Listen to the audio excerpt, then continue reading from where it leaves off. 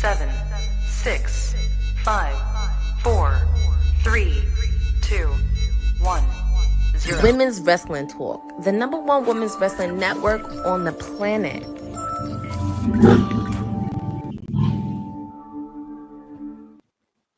Happy Friday, boys and girls in WWT Universe.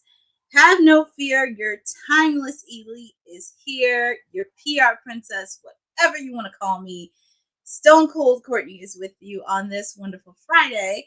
And of course, not a coincidence because I have the keys today, but I will be joined shortly by a few of my co-hosts on this wonderful Friday. It's also the first day of summer, so congratulations, kick off to the summer season. Yesterday, we also commemorated Juneteenth yesterday, so definitely want to do that because it is an important holiday to celebrate, not just for one day, but for all year round, and also summer too. It's always best to kick off the summer. So much news is happening in the world today. Shout out to Eric Isaac in the chat, Zach Minger, also Boza 2. It is Honey Night SmackDown, and we will be previewing SmackDown just shortly. But of course, I have to kick off with some AEW news. And if you saw my watch along, we went south of the border to Mexico, where feel free to watch the replay of it. You'll get a kick out of it. And of course, shout out to our producer from the future, Dylan, in the land down under in Australia.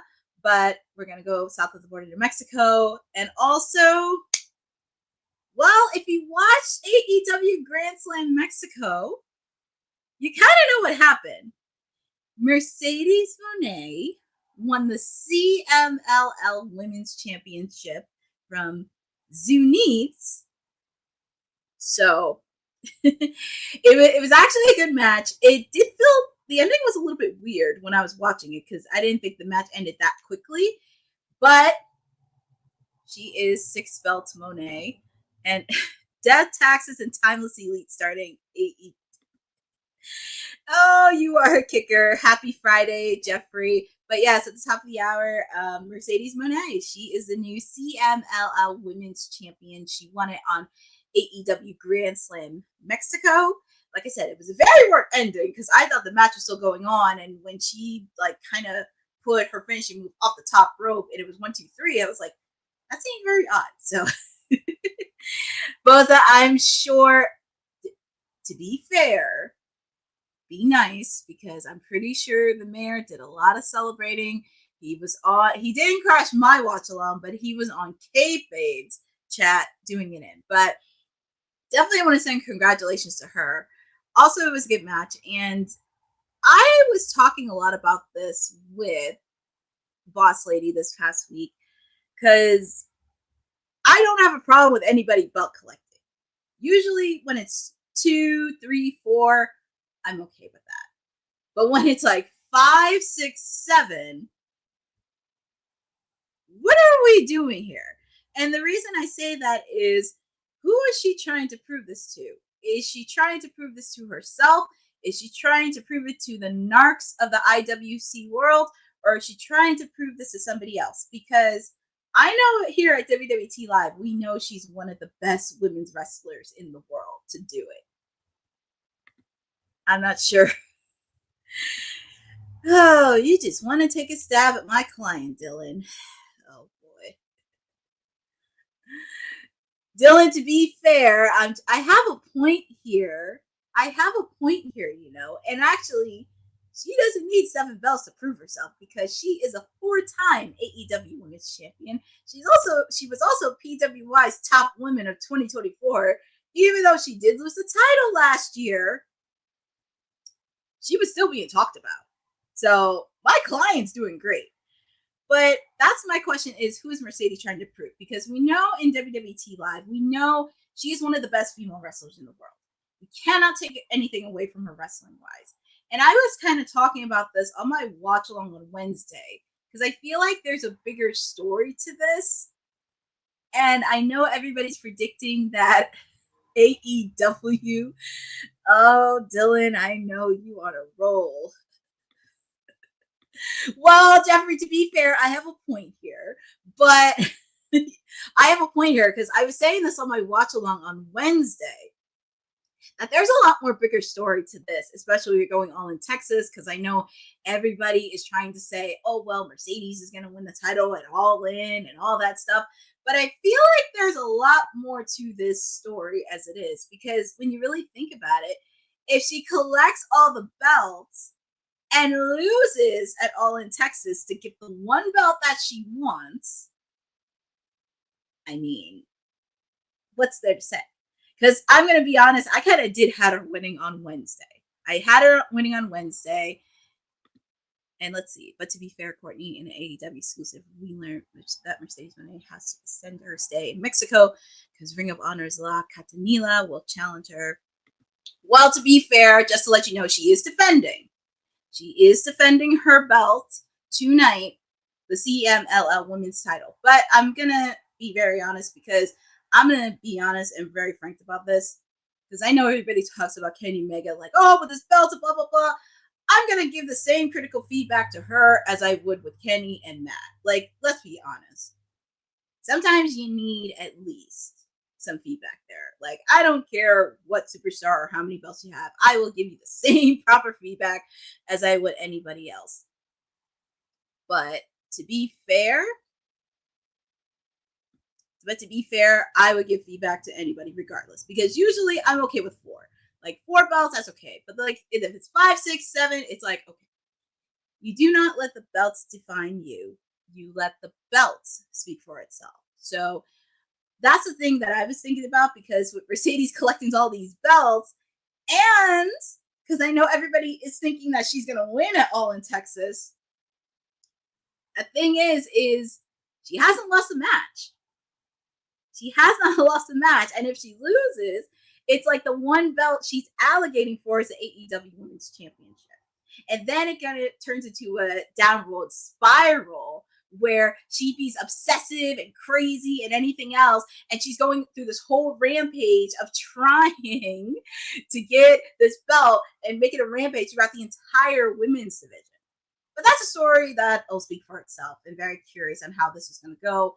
I mean, look, I'm going to stand by my client, Toni Storm, through the good, the bad, whatever. I stood by her when she lost it last year, and I'm going to stand by her regardless of whatever happens. But I'm very surprised she has not faced off against Thunder Rosa, because that's one of the only females she has not faced. And also for the TBS title, because I'm trying to think who else should be. And actually, you know who I want to face her if it's not Thunder Rosa? I would like the newest signee, Alex Windsor, to challenge Mercedes Mone for the TBS title. And please don't say because she's Will Ospreay's fiance. She is really good. She is really good in the ring. So, and that is true. She has made her opponents look good. I can't disagree with that. But because she made, and it's always hard, and especially with the fact too, she has been especially getting more eyes on the AEW product, because before that, a lot of people did not know about AEW. But when she came along, people kind of got used to when she faced off against Chris Statlander, she faced off against Julia Hart, when she faced off against AZM and Mina Shirokana, also when she faced off against Dr. Britt Baker. So she has got a lot of eyes, and also Harley Cameron. Harley Cameron is another one that she had to face. But we shall see what happens in the coming weeks. And I have to give a nod to my client, because she did get a reference on where is Carmen Sandiego. So congratulations again to Mercedes Mone. Hey, look, like her, hate her, she's one of the best women's wrestlers to do it. I can't knock her because I actually met her when she was Sasha Banks in person. So, well, Dylan, to be fair, yes, everyone knew about AEW, but to be fair, a lot of her fan base switched over to AEW, and some of them probably didn't even know about the product, or some of them don't even watch it, to be fair. So, congratulations to Mercedes Mone. She is the CMLL Women's Champion. She will be defending, as Boza said, she will be defending it tonight against La Catalina. And I'm sure that's going to be a good match. And also really seeing where this story is going to go, and also keep a close tab on it because you never know. So yeah, she's 6 belts Monet. So I know Jeffrey exactly. Like, I was watching AEW way before all this. Like, Tony was the reason I got into it, but this is way before Tony was timeless. But again, congratulations to Mercedes Moné. You are the CMLL Women's Champion. Very curious on how the storyline is going to go. I think she will, when she finally loses. Well, Jeffrey, to be fair, she is under contract for 3 to 4 years, and she's also the highest paid woman. I'm just very curious on where this shift is going to go. So it's like she collects every belt, but not the one belt that she wants. So that's going to be very interesting to watch. But like I said, congratulations to Mercedes Moné. She's a CMLL Women's Champion. And also, we do have a lot of news happening within the AEW space. We also had news that Bryan,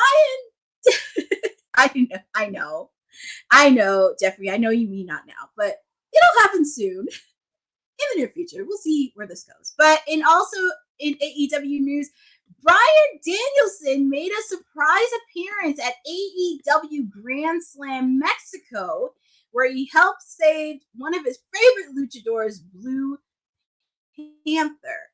This was actually during Blue Panther wrestled Lee Moriarty after AEW Grand Slam went off the air, and they were taping Ring of Honor and CMLL Grand Slam episode. And after the match, Panther was attacked by Moriarty, the infantry, and Samuel Taylor. And Bryan Danielson arrived, saving the day at Arena Mexico. And he delivered a few kicks, which it was nice to see. And the crowd went crazy seeing Bryan Danielson. And also, it was really nice to see him. I'm very curious on where this is going to go with Bryan Danielson, because the last time we saw him, he was incapacitated by the Death Riders at Wrestle Dream in Washington, Tacoma, Washington. So very curious where this is going to go. I'm very curious where Bryan Danielson, because remember, Seattle, AEW Collision is going to be in Seattle tomorrow night. They're also going to be in Seattle, Washington next week for both Dynamite and Collision. So they're going to be in Seattle, Washington for that whole week. I'm sure Bryan Danielson, his name may be popping up. And I'm also waiting for another guy to come in. I've been saying it for weeks on my watch along, Darby Allin, because he's from Seattle. He lives in Seattle. I know he has a score with the Death Riders, but there's going to be a lot more to this. But it's always good to see Bryan Danielson back. It looked like he didn't miss a beat. The fans loved him. Do we think Bryan returns? Well, we shall see, because like I said, AEW Collision is going to be in Seattle tomorrow. Next week for both Dynamite and Collision, they will be in Seattle, Washington for that whole week. So we shall see on that. Agreed. I hope Darby's return is not spoiled. And you're convinced that Mercedes has control over her own booking. Well, Dylan, to be fair, and I have to give credit to Fightful, because they have been very consistent with their reporting, but sometimes, and this is no shot at them because I'm in PR princess mode because I follow media as well. To be fair, there's been a few times there's been misinformation, but also I will say he does hold himself accountable if it's misguided information. He does hold himself accountable, and there was a few wrestlers here and there that were kind of providing correct information, because if he wasn't giving information, sometimes the wrestler would come in. Like, for example, my client, Jamie Hayter, she had to clear up some information regarding her visa and her injury. And, that's one of those things. For once, Dylan. But yes, to be fair, I mean, they have been consistent with their reporting. I got to give kudos to them, but I don't think so. And plus, when you're the highest woman, when you're the highest paid woman in women's wrestling, you gotta at least have some creative control. Not all control, but at least some. I said I was talking about her earlier, and I gave her props. Give me a break. And yes, say a happy belated birthday to our wonderful mayor. His birthday was on Wednesday. He's a Gemini, so I gotta show love to a fellow June baby. I gotta show love to them because my birthday is also at the end of the month. But give a shout out to the mayor. Congratulations to Mercedes Mone. Also, nice to see Bryan Danielson. And also, we're just in AEW news, so I'm just gonna boom, boom, boom right out of this. So you're probably thinking, why MJF is on here? So apparently there was a report that broke out courtesy of Fightful. This happened right after AEW Grand Slam Mexico, where AEW claimed that a fan went after MJF at the hotel after the show, and the report states that MJF was unharmed in the incident and that his reaction was one of professional pride. He was said to have been okay and laughed the situation off and was proud of it.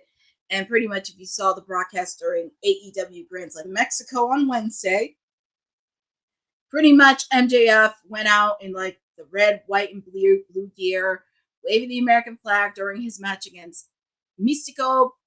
And apparently he got himself disqualified and unmasked him and put on his mask to get a lot more cheers. So that was a very scary time for MJF. And I know, I know, like I said, I'm not surprised. I'm not surprised that MJF didn't try to kick his butt, because usually MJF is the kind of person, he's the kind of person that gives a lot of heel tactics. He's used to this kind of stuff. I will say MJF is a talented person. He does play his heel character, and he's always in kayfabe. He's always in kayfabe a lot. I'm sure the Hurt Business clean house for Maxwell. Well, to be fair, Dylan, just to let you know, after Mystico got unmasked, Bandino, Temporario, Speedball, Mike Bailey, and Kevin Knight came into the ring to clean house with the Hurt Syndicate. So, but like I said, MJF is used to viewing heat. He's the kind of guy that would be in your face and really bringing that actual heel character. At the same time, we've been talking about this last couple of weeks regarding what happened with Saraya, Roxanne, Dom, with everything that's been happening. But I'm very surprised that he made it scotch-free. I know he shrugged it off, but at the same time, it is very, very scary, because we don't like to see wrestlers be in these types of situations, especially where fans have really crossed the line with boundaries. And it's very, very important to make sure that they have their safety. I'm surprised AEW didn't haul his ass to the airport and get the hell out of Mexico. The mask is so sacred, and what he did was basically unleashed. Yeah, pretty much. But like I said, I'm happy MJF made it scotch-free. But this is going to be an ongoing topic, because a lot of times we have to deal with this stuff. And yeah. Well, Dylan, you're going to get your wish, because they're going to be back to 2 hours starting next week. So they're back at 2 hours. They're going to do that. And I can understand why with the heel tactic. But happy MJF didn't go unharmed. Also, just getting through some AEW news. Ian Riccaboni, he was one of the announcers. You may have heard it from Ring of Honor, but he also occasionally does AEW Dynamite there and there. I really want to put out this tweet, and I thought it was really cool, because yesterday it was Juneteenth, and June is also Pride Month. It's also Black Music History Month. Hi, Cousin Ron. Happy Friday. I just wanted to put this tweet out because I really did like it. Ian Riccaboni talks about AEW's inclusiveness, says he's never been more confident that he picked the right team to play for, and he said it in this tweet. And the photo, courtesy of Fightful, I gotta give credit to Fightful, because they were the ones that created this graphic. He tweeted, catching up on Dynamite, and between Hanger and Brody, unconditional support for our LGBTQIA plus wrestlers, staff, crew, and fans during Pride Month and every month, and celebrating Juneteenth. I've never been more confident I picked the right team to play for, and I'm glad that they will have me. This is actually really a cool topic that I think this is something that we really need to talk about, because I know we have talked about this earlier this year regarding inclusion with the wrestling industry as a whole. Obviously, of course, WWE with obvious reasons on the political landscape, but also this is kind of one of the bright spots, and this makes me happy being the timeless elite. Courtney is giving credit to Fightful that much WWE. Well, Dylan, to be fair, I am the PR princess. I have to give credit to the original source. That's what I have to do. You got to give credit to where the original source came from. And that's something I have to learn from my code of ethics. But that's something I have to do. But anyways, this is something we have talked about within the wrestling industry. We know WWE, of course, sometimes the political influence can get a little bit in the way, especially what's happening in Washington. But this is what makes me the timeless elite. And this is one of the fewer bright spots within AEW, where I'm happy they are including inclusiveness and not forcing it down everybody's throats, but they are really getting engaged authentically in a way and really providing a safe space for everyone, including the LGBTQ, acknowledging Juneteenth, which was yesterday. Also, they acknowledged Black History Month in a post. Also, International Women's Day, really providing a space for all wrestlers, and also just giving an opportunity, really giving an opportunity, to say the least. And I'm really happy Ian Riccaboni is doing that. I know Tony Khan is very, very high on the diversity, but we're trying to push through, man. I mean, it's great and all, but let's see more of your women's division on air TV. I just, that's all I ask. Just bring out a lot more of your women's division on television. See what they have to do. Because on paper, they do have the best roster, but we need to see it execution and in present time. I know they could do it. It's just a matter of time and poking. And also really giving Mr. Bossman Tony Khan a little shake. Not only him, but everybody in that executive office within AEW. So I'm still going to push for it. I mean, people are going to have their say, but I'm going to still push for it too. So shout outs to Ian Riccaboni. Exactly, Jeffrey. I wouldn't do that. Well, Dylan, to be fair, I looked at the roster on paper, yes, but everything else is just like, let them do it and also create more storylines outside of the respective belts. That's just all I want. But yes, definitely acknowledging that and love the inclusiveness. And I hope as a whole in the wrestling industry, they continue to do that, especially what's happening in the world. Also, gotta give hold on, let me see, because I flip-flop slides. Also gotta give a shout out to Brody King. If you saw Grand Slam Mexico yesterday, Brody King had a shirt that said "Abolish ICE," which actually entitles to really what's happening right now in the world right now in real time. And I do like a lot of wrestlers are using their platform to discuss issues that are happening. So we did put that shirt in on Wednesday, and all the proceeds are going to go to the local Hearts Foundation, which does support in the issue that's at hand right now. And I'm very happy it's going to a good cause. And also it makes me happy to see a lot of wrestlers are really making me happy. It's making me happy to see, because for anybody that's being ignorant on the social accounts saying, why is this here in wrestling? Usually there is a time of grace where we have to escape from reality. But unfortunately, we are kind of in a reality right now where sometimes the political landscape takes over a bit and overshadows almost everything. And people don't realize a lot of issues that are happening do overtake that. But I'm very happy that a lot of wrestlers are speaking out. And for anybody that tells them to shut up and wrestle, that just tells me how ignorant you are. And also with the fact that you think it's okay with the person, actually I should say the circus, that's happening in Washington right now. That just shows me how ignorant you are.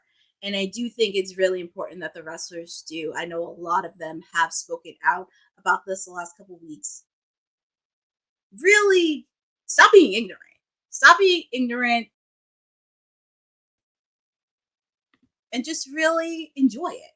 And I think that's something I applaud Brody King. I know Sami Zayn, CM Punk has spoken out about this. Sami Zayn also spoken out regarding Juneteenth yesterday, and Naomi acknowledged it. So this is really important. And as our wonderful producer from the future says, if you have a platform, use it to raise important issues. And yes, Brody is going to be invited to the Big Back Crew because Brody, he is one of the good people. And I'm really happy a lot of wrestlers are speaking out in present time because, like I said, it is very important to speak out on these issues. Do not acknowledge everything on a holiday. And speaking of acknowledgement, I have to give credit because we have our wonderful boss lady that leads WWT, our wonderful boss lady, TK. Hey, how are you doing? Good. How are you? Good. Thanks for holding it down. It's like, oh, it just people want to call right when I'm about to pop on. I'm like, but you know, when the government calls, you definitely should answer. Well, yeah, so, because you got important stuff to do, and that's important. There it is. There it is. All right. What are we talking about? And hey, everybody. Yeah, so we were just getting through some AEW news, but I wanted to get your thoughts earlier because I don't know if you watched Grand Slam Mexico. We do have a new CMLL Women's Champion, Mercedes Mone. I mean, hey, cousin Ron. Hey, Jeffrey. Hey, Isaac. I mean, I think we called it. But what does this mean? Like, I think we talked about it. Was it on Wednesday? It's like, yes, congratulations to her. She's, you know, in the record books, etc. But what does this mean for the brand in general? Like, does she kind of referencing back to people and their kids, right? You have all those kids. There's no way you can talk about all 7 of your kids in the same sitting. So does that, you know, does that help the promotion, or does it hinder the promotion by her having it? So I was talking a little about this earlier, and I was also talking about this on my watch along a bit because I actually said that she was going to win on Wednesday, and I'm happy she did because I think this is going to be a lot more story to this because even though she's collected all these belts, because everybody's saying, oh, she's going to win 7. Right. If Tony wins, this is where she's going to have to turn the aggression up a little bit because she's going to collect all those belts except getting the one belt that she wants the most. And she's going to make a terror out of it throughout the entire women's division, saying nobody should touch Tony except me. So wait. So what are the rules? So if Tony wins, Tony gets all 6 of the belts except for 1? Yeah, Mercedes. Oh, Tony? Oh, yeah. Yeah, Tony. Yeah, Tony would get just the AEW women's title. Oh, but she won't. Okay, so Mercedes would be upset. Okay, got it. Yeah, and also the fact too, she hasn't lost. She hasn't lost yet. So it's like something like if Mercedes loses, she would be obsessed with just getting that top tier belt and pretty much ramshacking every single women in that roster. I mean, it'll create. And how much longer is on her contract? She has like 1 more year. I think it's like 3-4 years because she signed a 3-4 year deal. Okay. Here's the question. I feel like when I was at Revolution in Los Angeles, the audience reception to Mercedes was so lukewarm that I don't know. It feels like no matter what she does, and no shade to the mayor, no matter what she does, people are not buying it. Now, this is just a feeling of just seeing it live and then, you know, not necessarily catching AEW as often. Obviously, you know, you do the watch longs every week. But this is just kind of the feeling I'm getting. Is that the consensus, or do you think people are really kind of finally buying into the CEO? You know, it's really interesting because I went to 2 live events. When I went to Full Gear, I can't tell you how many people stood up for Mercedes. Especially young girls who were like me, they had their phones out when they had the CEO. Now, when I went to Dynasty, that was a whole different feeling because sitting in that section with the other media people, they were up on their feet chanting CEO on the live. So it's just really, I guess it depends too. And also what the match card that she has. I know for Mercedes, it kind of started a little bit early for Dynasty. And also, this is no shade at Seth either, because honestly, that's a conversation I'll deal with him. But also, I don't want to say that, but also at the same time too, I don't want to say it's too predictable, because when they said her name was in the Owen Hart tournament, I was like, yeah, I think she's gonna win. I just kind of had that gut feeling. I don't want to say it, but that's one of those things. But like I said, it's a story that I'm very curious to see. Also, regarding the TBS, because she hasn't faced anybody in a while. I know she hasn't faced Thunder Rosa yet. She has not had a match with her one-on-one. And also another name I actually thrown out there, I would like to see her face off against the newest signee of AEW, Alex Windsor. So yeah, we'll see what happens. I feel like the next couple pay-per-views, how this year pans out, because I feel like when she first started it, you know, she has the creative control and everything like that. And I think people are now, but it sounds like from what you're saying, people are now buying into, you know, whether you hate her or love her, the CEO gimmick. So we'll see how it plays out. I mean, I definitely hope she gets everything she wants. There's just something that there just feels like there's just something missing. I don't know what it is. Yeah, I just think it is. But I think sooner or later, she's going to lose a match. I mean, sooner or later, she's going to have to lose. To who? I don't know. I'm just sitting back and waiting and just like, I'll just wait. Here's the thing. Do you sacrifice Athena for Mercedes? Or you keep them separated? That's really hard to do because they face off against each other and she beat her. So it's like, where do you do from there? And then Red Velvet has been, you know, asking for Mercedes for a minute too. Yeah. And she's the longest reigning ROH TV champion. Yeah, like Red Velvet hasn't faced her. Deonna Purrazzo hasn't faced her. So there's a few ladies that will face her. But, you know, like I said, like her or not, I mean, she's one of the best women's wrestlers to do it. She's still killing it in the game. Congratulations to her. She will be defending, as I mentioned earlier, she will be defending her title tonight because she will be in Mexico for the CMLL Women's Championship against La Catalina. So she will be. And she was on ROH too, La Catalina. Yeah. Okay. But congratulations to her. She's 6 belts Monet, and I'm pretty sure Seth is probably celebrating in the streets or wherever he celebrates. Wherever you celebrate, Seti said, wherever you celebrate. Whatever you do. And also, just going back here, Bryan Danielson is a name we haven't seen. He actually made an appearance after Grand Slam Mexico went off the air. He made an appearance during Ring of Honor during a match with one of his favorite luchadors, Blue Panther, against Lee Moriarty. After the match, Lee Moriarty, the Infantry, and Shane Taylor beat up on Blue Panther, and Bryan Danielson made the save. And the crowd went nuts for Bryan Danielson. It looked like he didn't miss a beat. He had a pep in his step, and just wanted to get your thoughts on what's next for Bryan Danielson, because we haven't seen him since he got reciprocated. Right? Didn't he officially retire? He hasn't officially retired yet. He didn't say he was retired, but because was it like 2 years ago? He said he was going to slow down. And so is he kind of like on a AEW? Is he on like a AEW Legends contract of some sort? It didn't say, but I know he's working backstage as being a producer side of it. He's working closely backstage with the matches and working with like the matches of some of the stars. So he's doing like producer type work.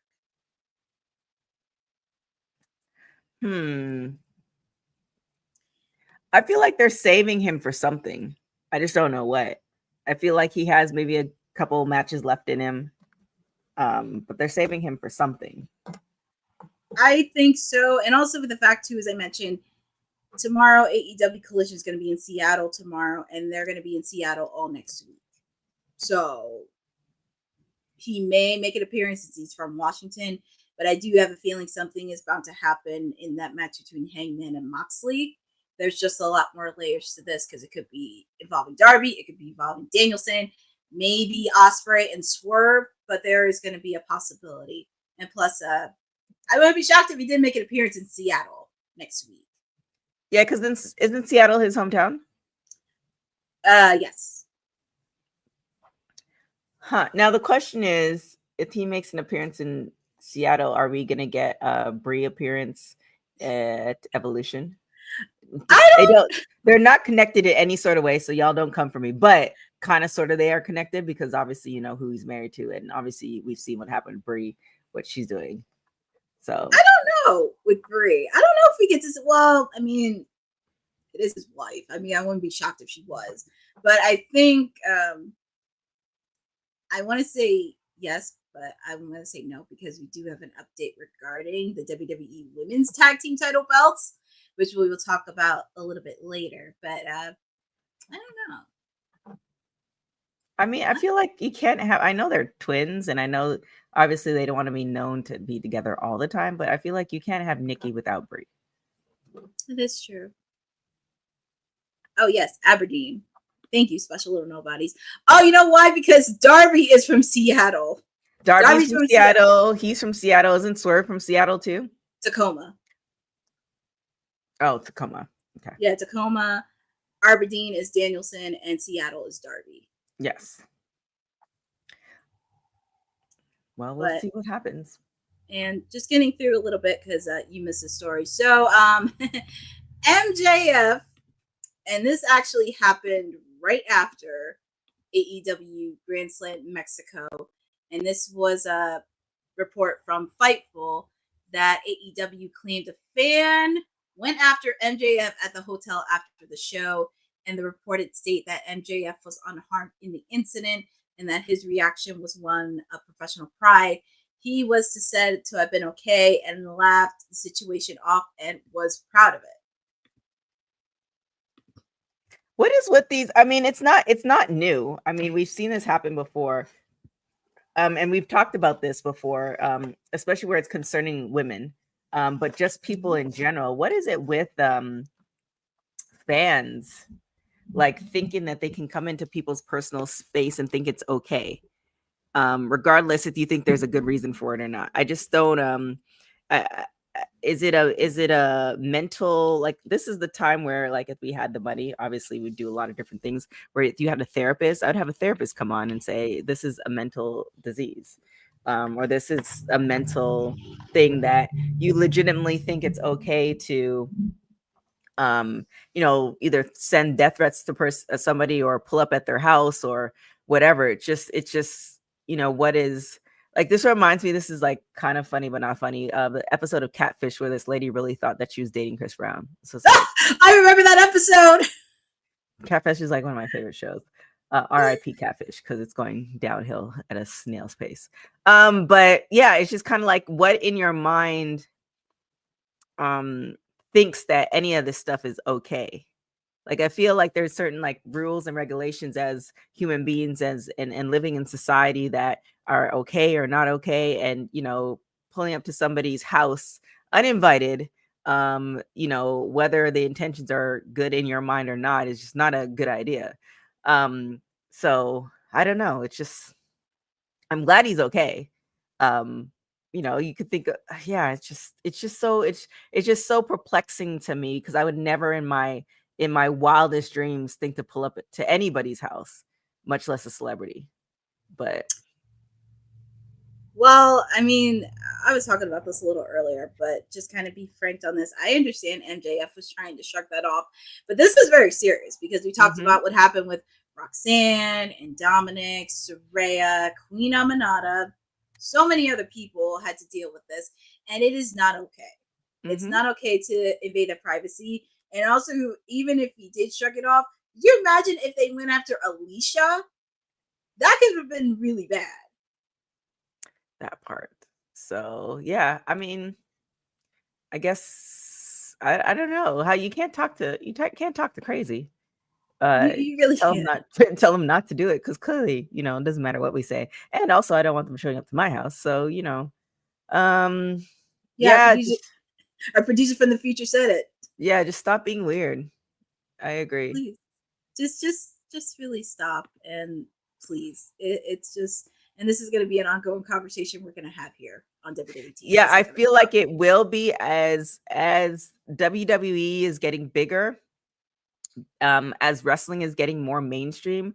I feel like you are now opening yourself, like, with the Fanatics Fan Fest, and there's things that happen behind the scenes that I won't talk about, but I'm seeing happen, and it's just kind of like it's wrestling is getting so much bigger in the mainstream media that I fear that things like this are not going to be one-offs anymore. It's going to be more common because now you have people who are in the wrestling space, but now the people in the wrestling space are now branching out into the mainstream media and being exposed to all types of fans, and now therefore you're having more fans, and therefore more kind of crazier things are going to happen, which is not a good look. But it's I don't know, like it's just it's kind of like, I think there's some celebrities that are like, I'll take the I'll take away this, I'll give away my celebrity for just the accolades of doing a good job. But it's like sometimes you can't separate the two, especially if you become that big of a superstar.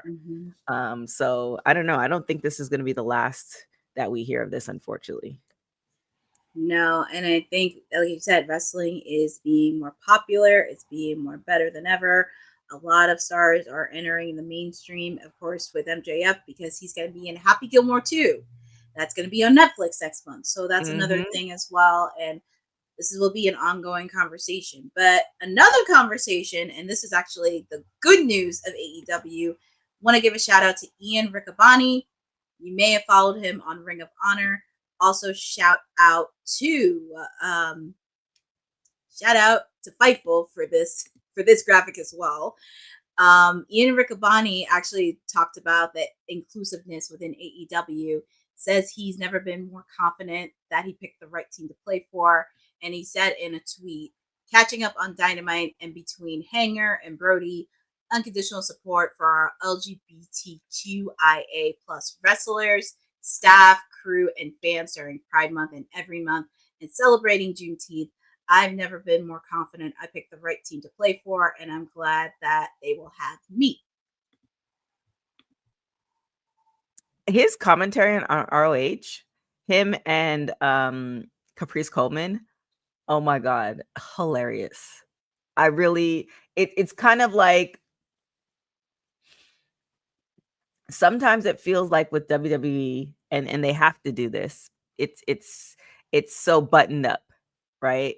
But with ROH, it's just kind of like you can kind of get close to the sun without getting burned. Like, you can say certain things, and if you get it, you get it. If you don't, you don't. I really like their commentary. It's along the lines of my dry sense of humor, and that, for you guys who don't like dry sense of humor, then you probably won't enjoy it. But I enjoy their commentary quite a lot. So shout out to them. Yeah, Ian is really great. I had the chance to watch Ring of Honor Final Battle. Him and Caprice had a really nice commentary. Sometimes he'll show up on Dynamite. So, like, if Tony Schiavone or Taz is out, like, Ian will step in with commentary. And he just provides it so much. It's like him, Excalibur. Sometimes Nigel will come in. And it's just so nice to see Ian have that commentary. I really do love it. So shout to that. Watching Ring of Honor. Wait, first off, how do you know? Because isn't OnlyFans accounts predicated to individual people? Like, they set the rates. So how do you know, Dylan, how much these said OnlyFans accounts cost? I'm just saying, but it is what it is. It pretty much is what it is. But just two more things regarding AEW. So just a little bit, and shout outs to Brody King on Grand Slam Mexico. If you have watched it, he had a shirt, and especially kind of goes with happening not just in wrestling, but also what's happening in real time right now. He did have a shirt that did say "Abolish ICE," which actually kind of talks about with the issues that are happening. But the shirt is out right now, and all the proceeds are going to go to a nonprofit called the Local Hearts Foundation. And that is definitely an important cause. And like I said earlier, I'm very happy some wrestlers are using some of their platforms with their versus herd, and especially with Juneteenth happening yesterday, some wrestlers are acknowledging that. And just want to get your thoughts on Brody, and also some of the wrestlers are using their voice on talking about issues that are happening in real time. Yeah. So for some of you guys who know or don't know, I can only speak a little bit on this topic. And if you know, you know. If you don't know, then you don't know. But I definitely do appreciate people speaking their mind, and standing up for things that they believe in, because it means a lot in more ways than one. I've had conversations offline with a few people about that. So yeah, it's an interesting time. And we'll see how it all goes. Yes, indeed. Happy to see that. And also, like I said, and I didn't mention this earlier, Sami Zayn actually acknowledged Juneteenth. And Oh my gosh. Yes, Naomi gave him a thumbs up. It was funny because I saw it posted, and I was like, and it wasn't like shade or anything. I was like, oh, this is, because it's kind of one of those things where it was kind of, so with the area that I live in, it's a little bit on the bougier side. So I was driving to the gym, and I just noticed all these non-melanated folks just riding their bikes on a Thursday, and I'm like, what's going on? Like, I realized it was Juneteenth, but then I was like, oh yeah, this is why people are just treating it like a Sunday. So yeah, it's an odd. I'm happy for Juneteenth, but it's just so very strange. This is not a political show, so we won't go all the way too far into the weeds, but there's just,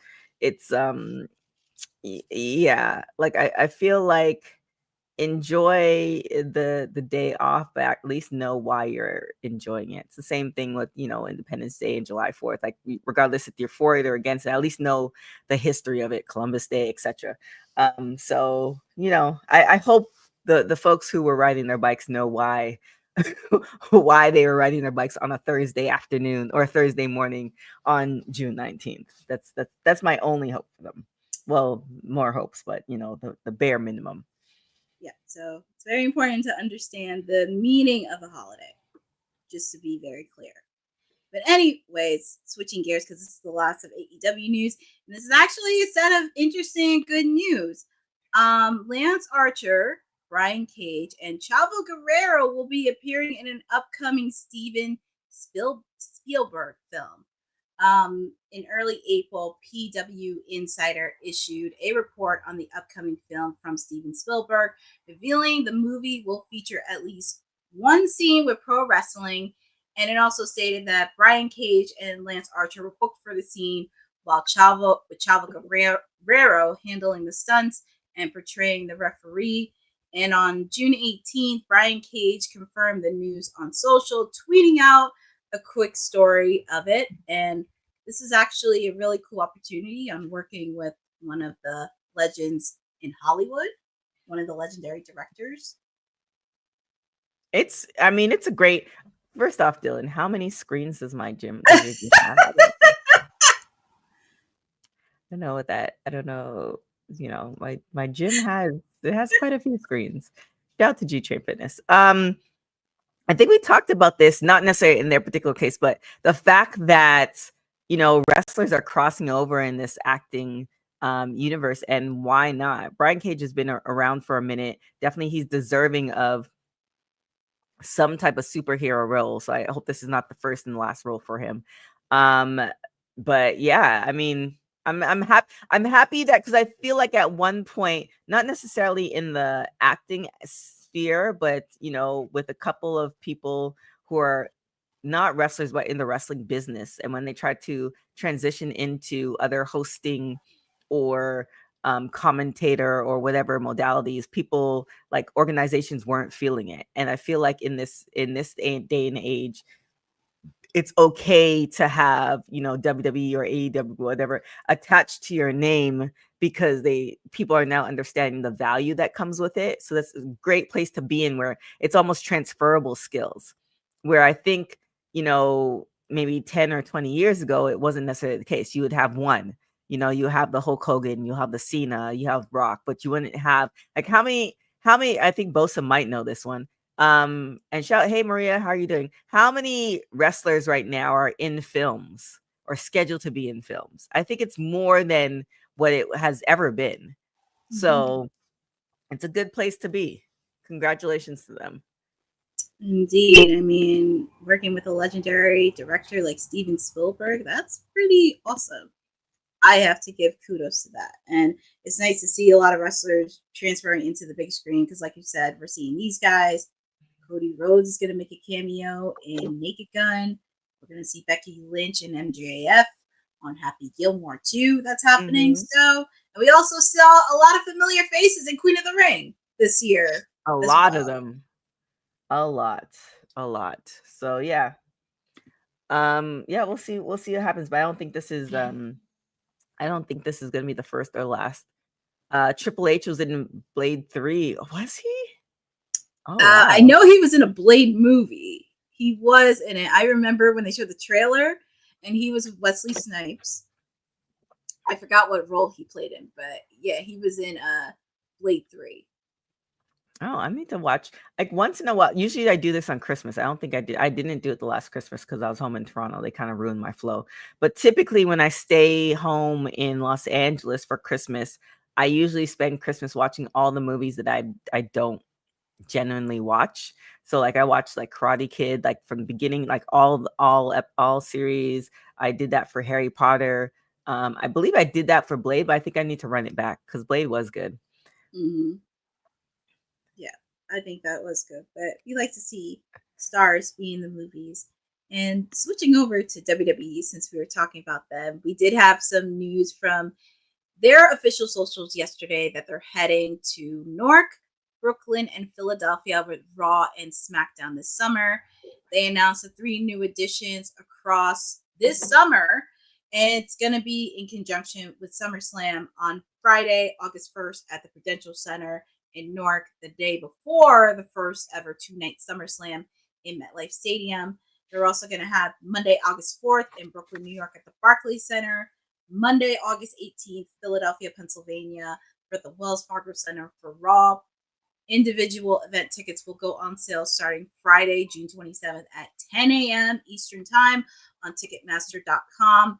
And the pre-sale for individual event tickets will begin June 25th at 10 a.m. Eastern Time. I kind of almost, I don't know. I feel like WWE kind of like, they take away, then add, then take away, then add shows. So I don't know. I do want to see another WWE show at Barclays because I saw when NXT was there, maybe 6 or 7 years ago. So I definitely want to see, because it was like, I think it was, I forgot who was it? Maybe Mercedes was there 6 or 7 years ago. So I definitely want to see what it looks like now, how the audience treats the current NXT roster, what the vibe is like. Because I can only imagine people who have been going to shows for, I don't know, since they were kids to now, how the evolution of a live show has been progressing compared to, you know, what we're seeing on TV. But just the curiosity of that. Yeah. Oh my God, it's been a while since I've been to Barclays Center because I've been there when SummerSlam was there the first 3 years. It was like back to back. I remember Finn Balor winning the title before he got injured. I remember that to this day. Of course, obviously, Roman Reigns, Brock Lesnar, they had a match with each other. And also seeing Natty, because at that time, I believe she was women's champion during that time when I went to SummerSlam. I'm very curious on what they're going to do with Barkley. I mean, obviously, since I'm in Philly, of course, it's always a treat whenever Monday Night Raw or SmackDown comes to town, to Philadelphia, obviously. And of course, we're going to have it in Newark night before the first ever 2-night SummerSlam. So it's going to be a packed weekend during SummerSlam. I mean, I feel like the whole summer is packed. I mean, I was looking at the dates for AEW, and then you're looking at the dates for WWE in Europe. You're looking at the SummerSlam dates. You're looking at the Double or Nothing dates in Texas, AEW dates in Philly, and then you have all the indies and TNAs and all, like, it's just, I definitely feel like, and this is like no revelation to anybody, I feel like you can watch and or go to a show anywhere in the world every weekend, at least two shows a week. So it's a good time. It's just getting that schedule. I feel like it's like an ultimate schedule that should be out, like how you should watch things, because clearly promotions don't care about our feelings. Yeah, indeed. It's always one of those things. But excitingly enough, it's going to be a busy summer. Since we were talking about SmackDown, and since our producer from the feature is here, we might as well give a preview of SmackDown happening tonight. Yesterday, Nick Aldis made a quick announcement on what's happening with SmackDown. Of course, we're going to have John Cena taking on Ron Killings one-on-one after Ron Did you see his country song? Oh, no, I didn't. Oh my gosh, I didn't get to hear the whole. I feel like we should take a pause right now and look up Ron Killings' latest song. And I mean, we'll put it on YouTube because we'll be banned. And my computer is just deciding that it doesn't want to work with me. But let's see. Ron Killings' YouTube latest song. I saw a bit of it on Count My Sins, Ron Killings. Okay, so everybody take a moment and go to YouTube or anywhere where you find music, but I think the quickest way is YouTube. I'll even put the link in here because I feel like we all need to take a moment to acknowledge our truth. Yes, he is a treasure. He is a treasure. And like, he's been doing music probably longer than we've all been alive, most of us. Yeah, because he actually did his theme music when he was in TNA. When he was Ron the Truth Killings, which I thought was really cool. Okay, so I put it in there.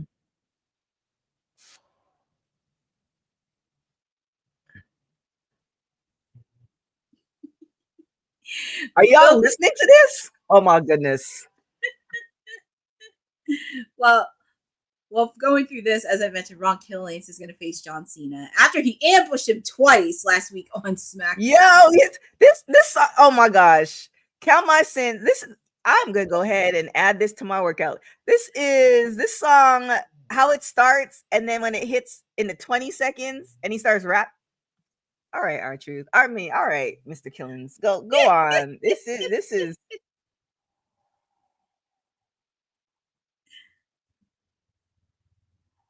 man, all right. I'm gonna come back to that. Y'all, I already put in the chat. Y'all need to just shout out to like, how do you keep reinventing yourself? Like, I like the song. The beat's nice. It's it's taking a page from. I think Beyonce sets the tone. It's like, this is where we as a community are going. We're going country, and then everybody else follows country, and that's what we doing. Yes, country hop. Country hop. Yeah. Yeah, Beyonce. I mean, Cowboy Carter. It's hitting. Yeah, the lighting and everything, and Black Don't Cry.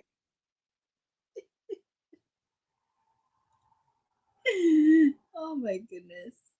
R-Truth. Trap country. Yes, Special Little Nobodies. Okay, sorry, y'all. I mean, just had to. And he's been making music for, like, I think he just did another song 3 weeks ago. Yeah, and he did a live Instagram video as well. Yeah, when it all adds up.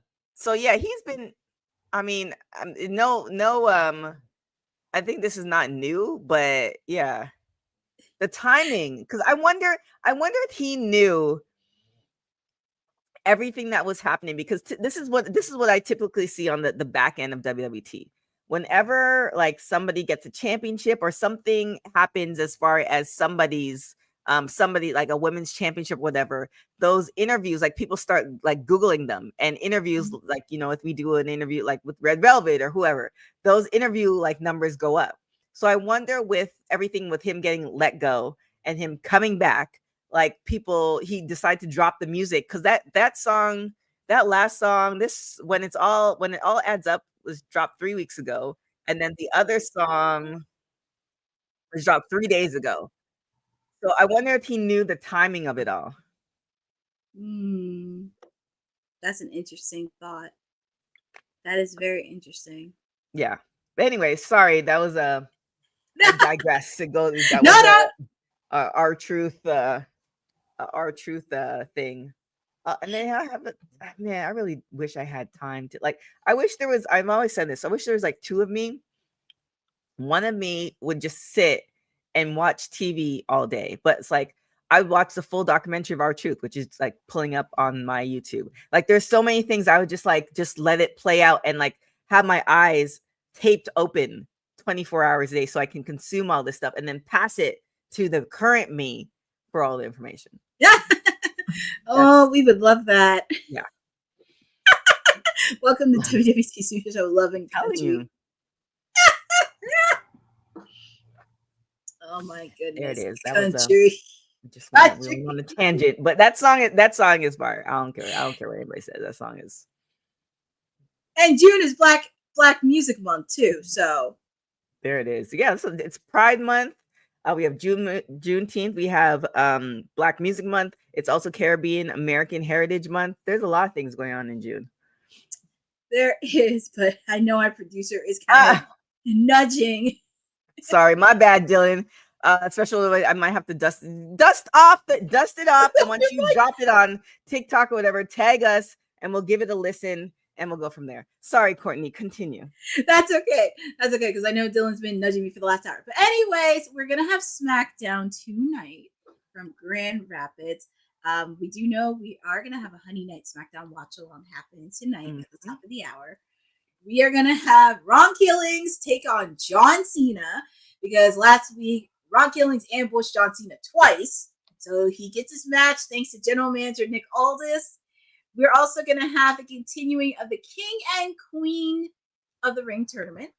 From the women's side, we have the returning Asuka, who returned on Monday Night Raw, taking on Alexa Bliss on the women's side. We're also going to have Sami Zayn taking on Randy Orton for the men's side. And these are the three that are advertised for tonight's SmackDown. And of course, courtesy of Nick Aldis. All this and more is going to be happening tonight on Honey Night SmackDown at the top of the hour. And is there a particular match that you look forward to see, or would you would like to see happen on SmackDown tonight? I think anything with John Cena, because the time is so limited. It's kind of like, it's kind of great that they gave us the countdown, because some people say, oh, I'm on my retirement tour, and then they either retire or they retire and they come back. I feel like with Cena, he's not going to come back. Like this is it as far as the Cena the wrestler that we're seeing. So I think anything with Cena, I'm down for, and his his current promos are it's cooking. I'm telling you, Jeffrey, right? the look of it, the aesthetic, they put in a TikTok version, just the lighting, like it all kind of made, he was like it seemed like he was in that horse barn doing like horseshoes or something. Like it all made sense. So sorry. Yes. Anything Cena I'm down for. But I feel like SmackDown's been cooking for a while too. I mean, you can't really complain too much of SmackDown. So definitely you guys go and check out our watch along with Honey. And show her some support. Show WWE and show WWT and show Honey some support tonight. Yeah, because Mr. Jim Cornette said a couple weeks ago SmackDown is boring. SmackDown's not boring, sir. SmackDown is cooking. I think WWE on a whole, like I feel like sometimes they alternate between SmackDown and Raw, but I feel like all their brands right now are like, even I was watching not WWE. I was watching NXT today on the treadmill, and I was just like, they're just getting it. They're just getting it right. So, I mean, maybe it's age demographic too.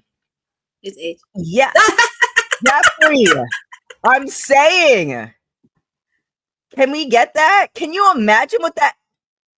That would break the internet. That would break. That will break the internet. And then say now we double down, and then we have him perform some song, or that song is the song for WrestleMania next year. Oh my God. That would really break the internet. I'm telling you. And you get some people from her beehive, and if they're wrestling fans and they come to wrestling, I feel like people from the beehive, this is where you like but this is where like Naomi comes into play.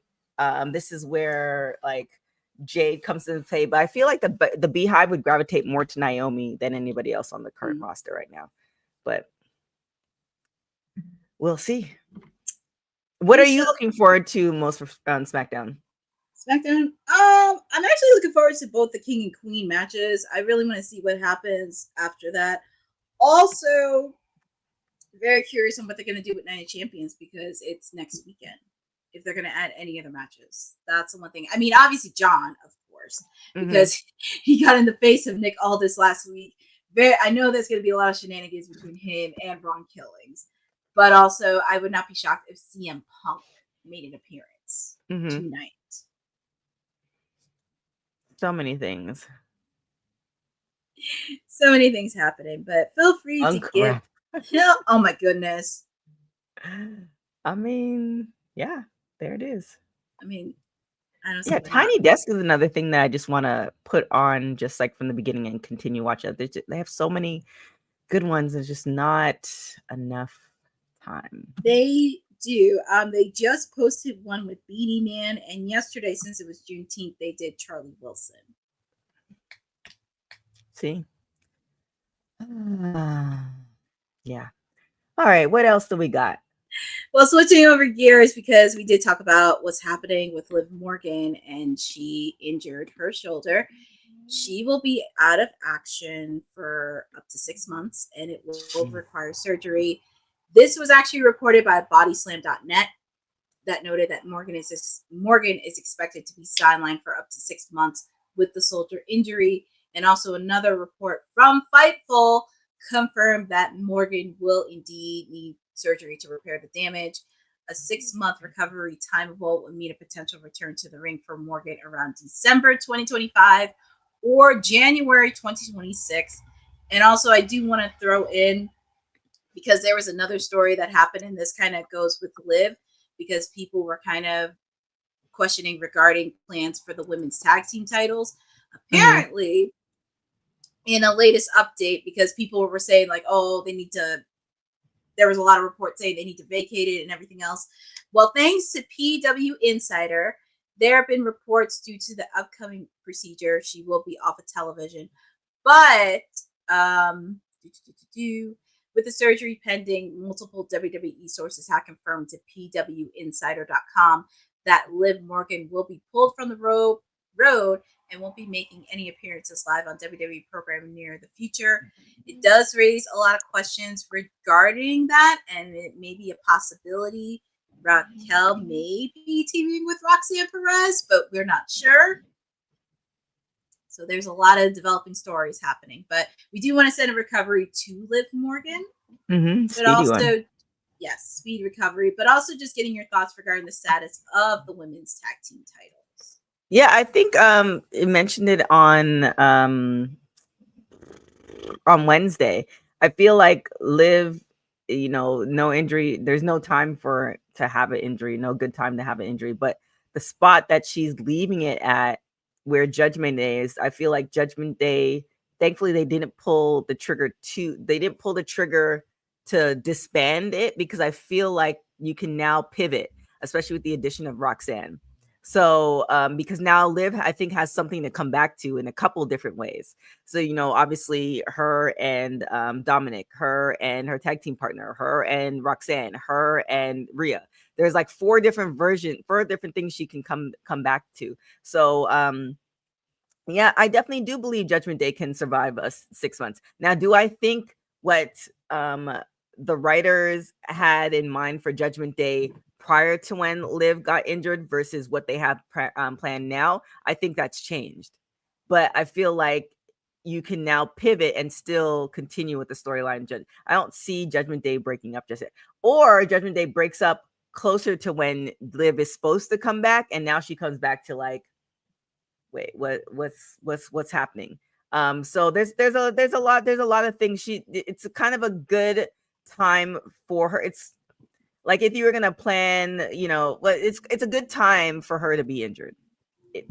It's not, nobody wants to be injured, but it's a good time.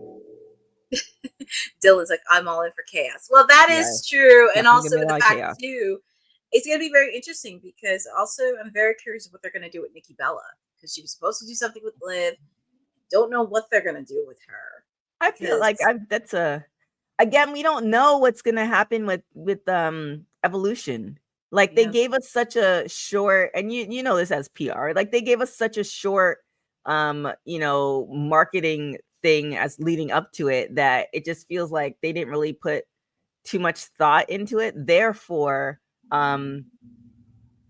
it's almost a one-off. We're treating it as a one-off. They're not saying it's an annual thing. This is not, it's gonna be essentially, hopefully, really great women's matches or legend matches that we want to see. That's gonna happen on this show, and it's gonna be great. And then they're gonna move on to whatever, SummerSlam and the summer of wrestling, all this other stuff. I think no matter what the story with Nikki, we can put her somewhere else and it'll still be fine, because the people who are fans of the Bellas and Nikki, they'll still want to show up, and the people who don't like Nikki will still show up. So either way, she's fine. Yeah, I would think Nikki's fine. I mean, they're gonna place her somewhere, and it was very hard because they were very late, because normally when they do stuff like PLEs, they would do early, but with Evolution, it was kind of like, I don't want to say a shot in the foot, but they kind of dropped the ball a bit when it came to promoting, because this is their second one and it could have been a big deal. And WWE, I'm just saying, you could have had WWT helping out with this, because I'm just saying. Yeah, it's interesting, but who, maybe they have a plan. Who are we? We're just people who just talk women's wrestling on 3 days a week. 3 days a week, but we do it because we love it. But anyways, and speaking of WWE executive officials, we very rarely ever talk about Nick Khan. Very rarely. But yesterday, he was on Stephanie McMahon's podcast. Another thing I want to watch. I want to watch her show where Stephanie and goes places, and then I want to listen to her podcast. But there's not enough time. But anyway, there's not enough time in the world. She's got a show. She's doing a podcast.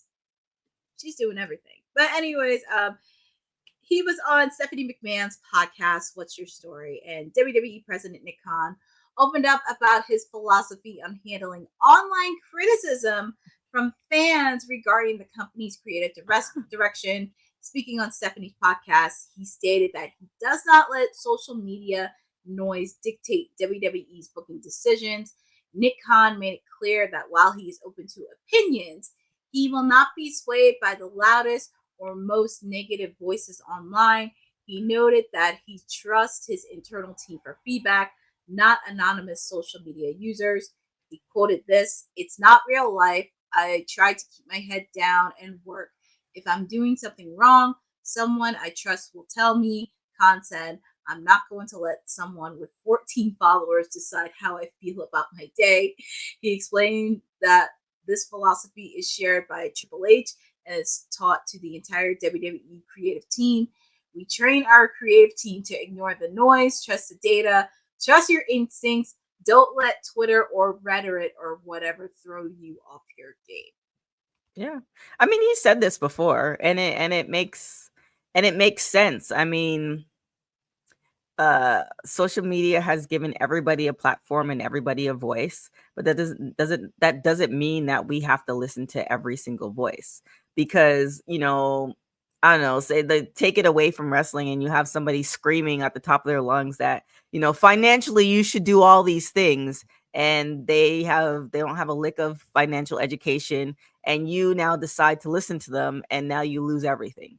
Like, it's just one of those things where you have to take it with a grain of salt. And in most cases, the people who are the most passionate about things oftentimes don't know what's going on behind the scenes.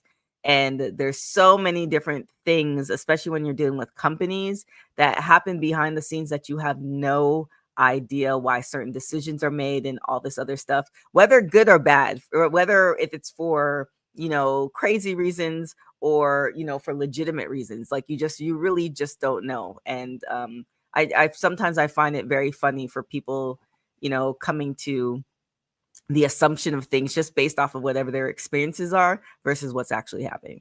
So, that's a really great principle to have. It is hard sometimes not to listen to the noise. But, at the end of the day, remember, I think it's right before the whole, or no, right when Vince was happening. And prior to that, you had a bunch of people's like, I'm no longer going to support WWE. And then, people are still paying to see WWE. And so the truth is in the numbers. So if you really weren't about that life, and a whole bunch of people weren't about that life, then they might have made that pivot. But clearly you weren't. And here we are. Yeah. I mean, I can't say that he's wrong.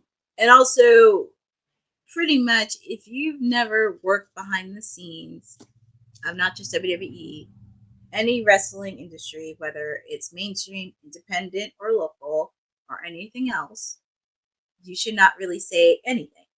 Yeah. And I get what Nick is saying, but sometimes you kind of have to take that criticism, because social media is a part of it. It's a part of the business, and that's something where you kind of have to deal good or bad. Of course, there is a specific gray area you need to watch. And yes, you do have to trust your team internally.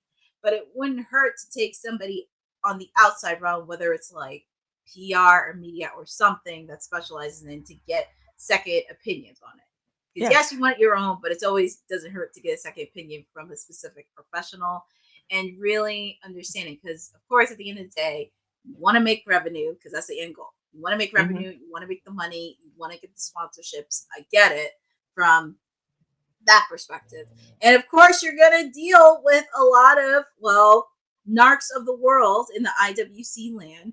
You're going to deal with them, but they're going to be the same people that are still going to buy the tickets. They're still going to go to WrestleMania. They're still going to go to any of the PLEs, support WWE, try to do the yeet, raise the number one, even though they're not a fan of Roman Reigns, even sing Cody Rhodes' theme song, even though they never saw Cody Rhodes. And it made me think, John Cena was right about the fans. He was right in his promo. Yeah. And man, look at this comment. So Bosa saying TKO are hypocrites. They hate internet fans, but need them when Logan Paul shows up. That's actually not the case. And here's the reason being is this. Internet fans, and you kind of said it, honey, and I've been saying this for years. Honey? It's all sorry, my bad. Oh my goodness. You said it, Courtney, and I've been saying it for years. It's all based on the money, right? Meaning that for Logan Paul and his fans to show up, they're not only showing up, they're either watching or buying the content, etc. And it's the same thing with internet fans. For the 14 people, for the person who has 14 followers, if they're buying the shirts, or if they're buying the shirts, or if they're buying the tickets, or etc., that's all WWE really, that's all any business really kind of cares about. So kind of going back to, for people who weren't fans of WWE and they said they're no longer going to watch WWE, that group of individuals wasn't big enough to actually kind of push WWE into another direction. And then Maria, you kind of made mention of social media and Ron Killings. That was planned. Nobody could tell me any different. That definitely wasn't like, oh, we're gonna let him go, and now the fans are screaming, because that was too. If you look at the grand scheme of how everything played out, that was that, and I love it, and I do, and I don't want to kill anybody's what they think the reality is, but that seemed very much like a writer or somebody is very in tune to what R-Truth means to the wrestling community, and what he means to the wrestlers backstage, and how much of a shock it was. And taking something away is essentially what what they got. People were up in arms, wrestlers were questioning it. You even had Ron Killing saying, oh, on social media, like that was somebody who was very much in tune with people's feelings. Like, okay, this is what we're gonna do, and this is gonna be the result, and this is him and John Cena is gonna be something. So I don't think, especially what Nick Khan just said, I don't think they let go of Ron Killings, and then all of a sudden all the fans were up in arms, and Nick Khan was getting death threats, and he's like, I have to stop these death threats. Let's bring. I don't think that's what happened at all, but that's just one of those things. I mean, just one of those things. But I also will say, if you're gonna have influencers, at least let them know about the product, please. That's all I have to say. Just let them know about the product. Do they? I want to say outside of iShow Speed, here's the thing. Do they need to know about the product? And here's why I say that. You have, we'll just make up an influencer. Influencer has, 1 million followers. Kind of dabbled in wrestling, but doesn't really know everything, right? Out of his 1 million followers, he brings 10% of those followers to watch WWE because he's on there. And now he becomes friends with whoever, Logan Paul, right? Out of that 10%, you may have 1 or 2% of those people who now are also wrestling fans, who have now become wrestling fans, and they want to watch the product. That's kind of what I see. And I'm not a fan of it, but I'm seeing what's happening behind the scenes. That's what I feel like TKO and Endeavor, that's what they're progressing to, because it's like, for instance, the people who watch us are wrestling fans, right? You guys are already watching wrestling, but for the person who's watching, streamer X play a video game that has nothing to do with wrestling, and now he's on WWE, and now he brings those people there, that's a different beast. So, I'd see, Courtney, where you're saying the preferences, but again, it kind of goes back to the numbers, and the numbers go back to the money, and does it translate? Yeah, at least know the names of the wrestlers. just know the names. That's all I want. Just know the names. By proclamation of PR Princess Courtney Rice, she says you must know the names at least. Just know the names, please. That's all I ask. Just know the names. There it is. Well, speaking of WWE TKO, now this has been a topic that's been talked about all week. This has been talked about on Kayfabe. We talked about a little bit on WWT Wednesday and Monday, where they did announce it officially during the press conference earlier for Fanatics Fest that this will be Goldberg's last match on Saturday night's main event. Oh my God. Imagine if we said front of the people. Oh my gosh. For some reason, Courtney, my computer, and I don't want to restart it because we're like nearing the end of the show, but can you screenshot that and put that in the chat? Oh my goodness. Yeah, give me 1 second. Oh, I think I know what I did. Oh yeah. Are you gonna screenshot it? Yeah, I got it. My one, Dylan, you'll love this for my folks who know that I have 3-4 screens. I also have 2 keyboards, and one of my keyboards, my main one, is not working, so I feel like I'm missing a limb. But I got it.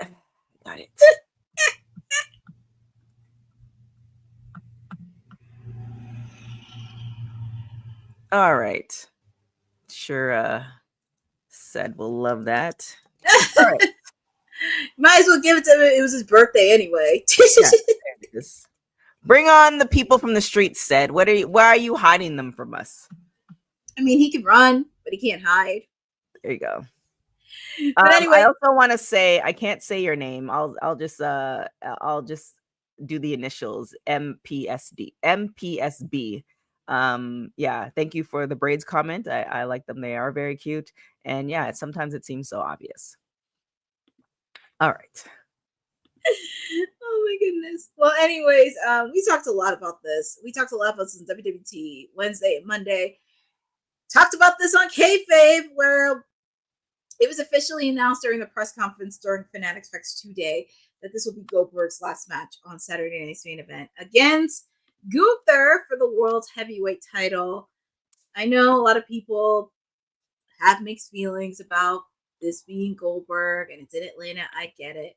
But this actually ties in a bit because he was actually in a podcast interview with Jakib Sports, and this is from Fightful. And he actually, this is actually an interesting quote he said during the podcast, because of course he was talking about his match with Gunther, getting ready for his final match within WWE, and talking about his journey. But he kind of said this, and I quote, 50% of me is better than 99% of the pricks on the planet. And this is where Goldberg seems confident heading into his last ride, and spoke extensively about his fatherhood responsibilities, how long this match was in the works, and more on this podcast. And it, like I said, it does tie into that. And if you watch Monday Night Raw, he came back as a return, challenged Gunther to a match at Saturday Night's Main Event.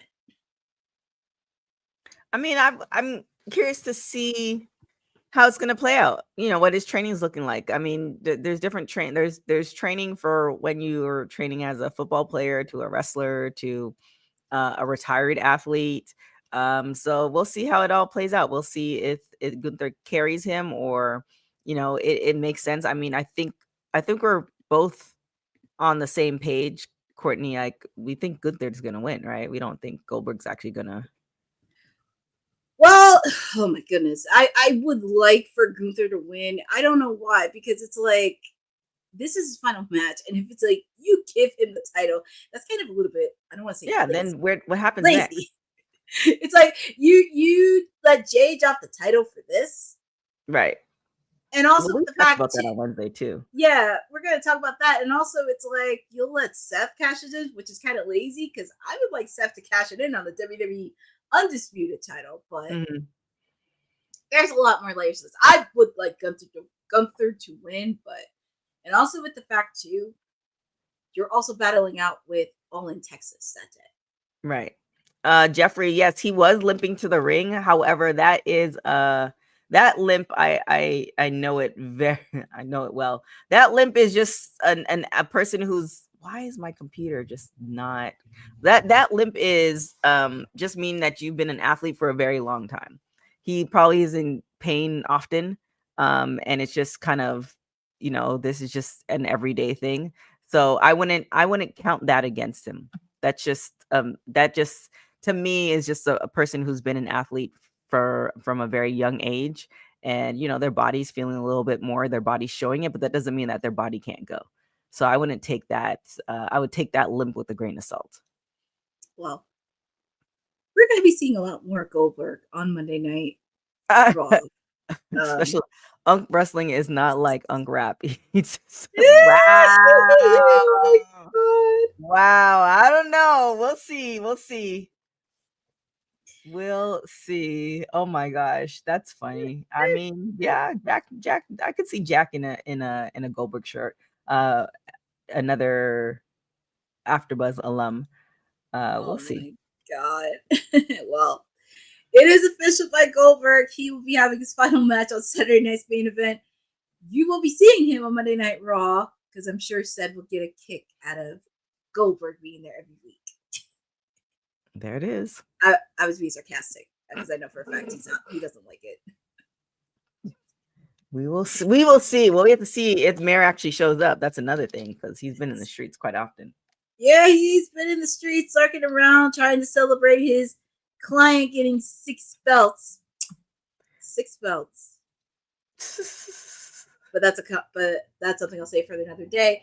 We're going to end with a little bit of TNA news, because yesterday TNA turned 23 years old. 23 years ago, total nonstop action came into the scene.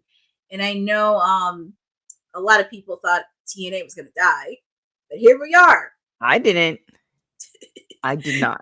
TNA was what are you still gonna say? alive Sorry. and kicking. Yeah. Still alive and kicking. I didn't think it was gonna die. I felt like, and I've said this a lot of times, where I felt like TNA is like, if the world were gonna be end, it'd be TNA and roaches. Like I felt like TNA no matter what, meaning that like I got introduced to it when it was on Pop TV and we were trying to cover it on AfterBuzz, etc. And it just seemed like every time you turned, there's an opportunity for it to fold, meaning that like, oh, okay, well, we don't know what's going to happen here, but for some reason, and not for some reason, whoever was behind it, you know, the not quit attitude is how we got to this part, how we got to this point. It was just, I just saw the tenacity in, you know, because any ordinary company, if they lost their, you know, TV deal with a network that was on weekly and now they're trying to figure it out, you know, the money that was involved, you know, all that stuff, I feel like would have made the ordinary individual fold. However, whoever is behind the scenes, it was just kind of like, yeah, no, that's not happening. It's not. So definitely, I was one of those people who didn't think it was. I didn't know it was going to be here. Although when they did that promo when Naomi was there, I think it was like Christmas time. Was that last year? Or was that 2 years? It might have been 2 years ago. Oh my gosh, the time. But when they did that and like all the graphics looked different, like it looked like you went from hiring people on Fiverr to like hiring people who've been doing this for like 20 years. Like it was like, okay, where something's happening behind the scenes. And now here we are. So yeah, I'm really happy for them. It's definitely much deserved. And they've always had a really great product. Now I'm hoping that their women's division gets back to where they used to be. But you know, there's ebbs and flows with everything. It's with every company, with people's lives. It's so you can't be on top every single time, except for mommy, I guess. So well, TNA will always have a special place in my heart. I remember watching them back, I think this was back in 03, 04, when they were in the Impact Zone. Mike Tenay, Don West was in commentary. I remember that was the first time I ever saw AJ Styles, Samoa Joe, the X Division, the entire X Division, Team Canada, Petey Williams, Eric Young, Scott D'Amore, their Knockouts division, because that's how I first saw Awesome Kong, and Gail Kim left WWE and she was getting into TNA, and just seeing them, it just was so incredible seeing that Knockouts division, seeing that Angelina Love, Velvet Sky, Madison Rain, Taylor Wilde. It's just seeing those ladies really come into force, and that really got me excited. And plus, it was another wrestling company outside of WWE. And I'll never forget on that promo on the TNA Knockouts, they took shots at the Divas. Like, we're not Barbie dolls, we're in the Knockouts. And it was just like, oh my God, that was pretty funny. But TNA will always have a special place in my heart, and really excited that they lasted this long. And obviously, of course, the women's division we want to see. But also, I want to see their X division continue thriving. I want to see that thriving, because that really put TNA on the map, was their X division. So congratulations to them. Shout outs to them for 23 years and plenty more to come. Times 100. And another one. And I didn't put this on here. Report, but Dylan, he's gonna kill me for this. But courtesy of Fightful, Elijah got injured yesterday. He got injured yesterday and suffered a serious injury. Don't know the timeline for that, but we do want to wish him a speedy recovery, Elijah. But our final story for the day. This one. Okay, Oba Femi. So this was actually an interesting story that popped up, because the TNA star that issued a direct challenge to Oba Femi was none other than AJ Francis, because he has his sight on Championship Gold. This was during a recent appearance on the Muscle Memory YouTube channel. Shout out to Malcolm for that. Francis issued a direct challenge to the reigning NXT champion Oba Femi, proposing a major crossover match between the two of them. When asked by Malcolm who he wants to face if he were to appear on NXT television again, AJ Francis didn't hesitate to name Oba Femi. He's been saying that. And also, you can catch the full interview. But he also explained the logic behind the potential matchup pointing to the That would be a current good match. yeah, he pointing to the current relationship between WWE and TNA, which has seen Trick Williams be the reigning TNA World Champion, appear and defend his title on NXT. And he quoted saying this: currently, the TNA World Champion is a person who's contracted to NXT. It wouldn't be too crazy of an idea for the NXT World Champion to be contracted to TNA in he reason. And he also went on to say, and he kind of took a shot at Obafemi. He said, I know that Oba be bullying these other boys, but he can't bully me. He can't push me around like do these other boys. He can't throw me around like he do these other boys. I'm bigger than him. He's stronger than him. So that would be a good match. I think it would be. And it's a shame Will's not here for this, because I'm pretty sure he would, the leader of the Big Back Coalition, Obafemi. But I think it would be a good match between him and AJ. And like you said, we have seen AJ appear in NXT appearance with him and Casey Navarro helped out Trick Williams retain the TNA World Championship against his match against Mike Santana. Of course, there is going to be a lot of beef between Mike Santana and First Class, but also I wouldn't mind seeing these two. And yes, Dylan, a lot of meat. This is very true. I mean, do you think it's going to happen though? Well, a lot of people are shooting their shot, and that doesn't mean that it's going to happen. Well, I mean, he called him out, and I know everybody is trying to get Joe Hendry because Joe Hendry is the guy in the waiting rings. But I wouldn't mind for Oba to have a side quest on this, because we don't know who his next challenger is going to be. I know on Tuesday from NXT, Inamura wants to face off against Obafemi, but also I would not be shocked if this match were to happen. You could see Mike Santana interfering because he still has issues with both AJ and Casey Navarro.